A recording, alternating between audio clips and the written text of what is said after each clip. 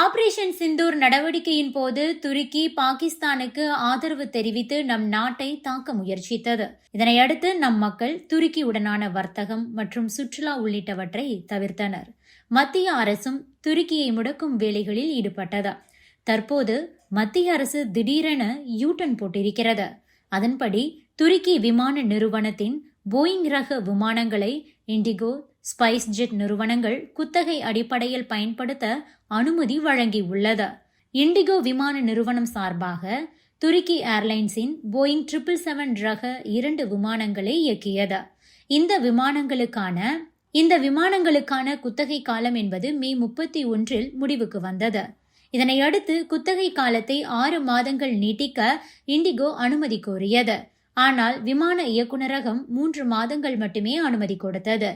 அது மட்டுமின்றி ஆகஸ்ட் 31 தேதிக்கு பிறகு எந்த காரணத்தை கொண்டும் விமானங்களை இயக்க அனுமதிக்கப்படாது என்று தெரிவித்திருந்தது. இதன் மூலம் துருக்கி ஏர்லைன்ஸ் உடனான உறவை இண்டிகோ முறித்துக் கொள்ளும் நிலை ஏற்பட்டது. இது துருக்கிக்கு செக் வைக்கும் ஒரு நடவடிக்கையாகவே பார்க்கப்பட்டது. ஆனால் தற்போது மத்திய அரசு திடீரென யூட்டன் போட்டிருக்கிறது. துருக்கி ஏர்லைன்ஸ் நிறுவனத்துக்கு சொந்தமான 2 போயிங் 777 ரக விமானங்களை இண்டிகோ பயன்படுத்துவதற்கான குத்தகை காலம் நாளையுடன் முடிவுக்கு வருகிறது. இதனையடுத்து மீண்டும் இண்டிகோ சார்பில் குத்தகை காலத்தை நீட்டிக்க அனுமதி கோரப்பட்டது. துருக்கி நமக்கு செய்த துரோகத்தால் அனுமதி வழங்கப்படாது என்று எதிர்பார்க்கப்பட்டது. ஆனால் திடீர் ட்விஸ்டாக மத்திய விமான போக்குவரத்து இயக்குநரகம் சார்பில் அனுமதி வழங்கப்பட்டிருக்கிறது. அதன்படி துருக்கி ஏர்லைன்ஸ் நிறுவனத்தின் 2 போயிங் 777 ரக விமானங்களை இண்டிகோ இன்னும் 6 மாதம் வரை பயன்படுத்த உள்ளது.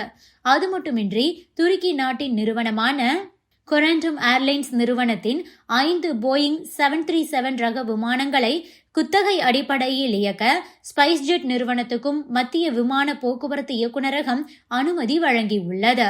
இந்த கொராண்டம் ஏர்லைன்ஸ் நிறுவனம் ஐரோப்பா நாடான மால்டாவை தலைமையிடமாக கொண்டு தனி லைசன்ஸ் பெற்று இயங்கி வந்தாலும் கூட அது துருக்கி ஏர்லைன்ஸ் நிறுவனத்தின் துணை நிறுவனமாகும். இது பற்றி அதிகாரி ஒருவர் என்ன சொல்லியிருக்கிறார் என்றால், ஏற்கனவே பாகிஸ்தானின் வான்வெளி பரப்புகள் நம் நாட்டின் பயன்பாட்டுக்காக மூடப்பட்டுள்ளது. இதனால் நம் நாட்டின் விமான நிறுவனங்கள் பாதிக்கப்பட்டுள்ளது. இதனை கருத்தில் கொண்டுதான் துருக்கி விமான நிறுவனங்களின் விமானங்களை பயன்படுத்த அனுமதி அளிக்கப்பட்டுள்ளது என கூறியிருக்கிறார்.